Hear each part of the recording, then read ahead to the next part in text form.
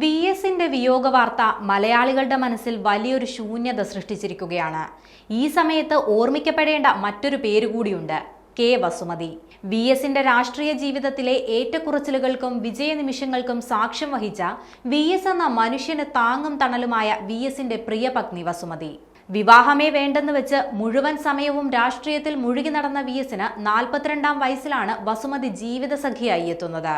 രാഷ്ട്രീയ ഗുരുവായ ആർ സുഗതന്റെ നിർബന്ധപ്രകാരവും വയസ്സാകുമ്പോൾ ഒരു കൂട്ട് അത്യാവശ്യമാണെന്ന ചിന്തയിലുമാണ് വിവാഹമേ വേണ്ടെന്ന തീരുമാനം വി.എസ് മാറ്റിയത്. പാർട്ടിയിൽ തന്നെ ഉണ്ടായിരുന്ന ആളാണ് വസുമതി. അക്കാലത്ത് സെക്കന്ദരാബാദ് ഗാന്ധി ഹോസ്പിറ്റലിൽ നഴ്സിംഗ് പഠനം നടത്തുകയായിരുന്നു അവർ. പഠനം കഴിഞ്ഞ് ജോലി തുടങ്ങിയ സമയത്താണ് വസുമതിക്ക് വി.എസിന്റെ വിവാഹാലോചനയെത്തുന്നത്. വരൻ വി.എസ് ആണെന്നറിഞ്ഞപ്പോൾ വസുമതിക്ക് ഇഷ്ടക്കേടൊന്നും തോന്നിയില്ല.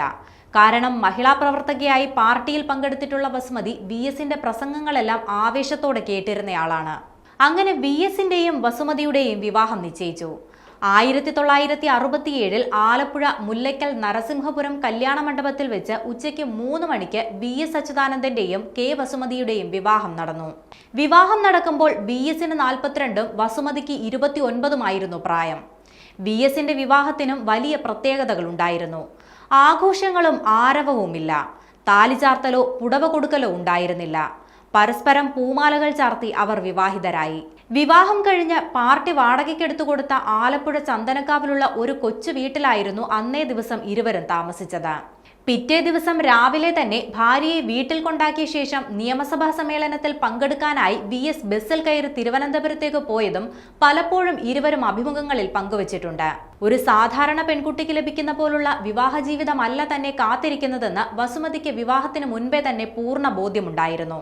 പിന്നീട് താൻ ഒറ്റയ്ക്ക് ആദ്യമായി തിരുവനന്തപുരത്ത് പോയ കഥയും വി.എസ് അച്യുതാനന്ദന്റെ പ്രിയ പത്നി വസുമതി അഭിമുഖങ്ങളിൽ പങ്കുവച്ചിട്ടുണ്ട്.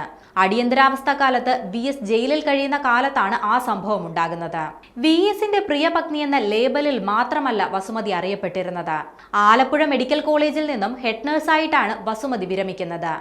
നഴ്സുമാരുടെ സംഘടനാ നേതാവായിരുന്നു വസുമതി. മുൻപ് 14 മണിക്കൂർ നഴ്സുമാർക്ക് ജോലി ഉണ്ടായിരുന്നത് 8 മണിക്കൂറാക്കുവാനുള്ള സമരം നയിച്ചത് വസുമതിയായിരുന്നു. രാഷ്ട്രീയത്തിൽ തന്നെ ഇരുവർക്കും താല്പര്യമുണ്ടായിരുന്നെങ്കിലും വീടിനുള്ളിൽ അവർ ഒരിക്കലും രാഷ്ട്രീയം സംസാരിച്ചിരുന്നില്ല. വീട്ടിൽ രാഷ്ട്രീയവും വ്യക്തിജീവിതവും ഒരിക്കലും കൂട്ടിച്ചേർക്കാത്ത ആളുകളായിരുന്നു വി.എസും വസുമതിയും. തോൽവിയോ വിജയമോ വിവാദമോ ഒന്നും വി.എസിനെ ബാധിച്ചിരുന്നില്ല. വീട്ടിൽ രാഷ്ട്രീയം സംസാരിക്കാത്ത ഭർത്താവും അച്ഛനുമായിരുന്നു വി.എസ് അച്യുതാനന്ദൻ.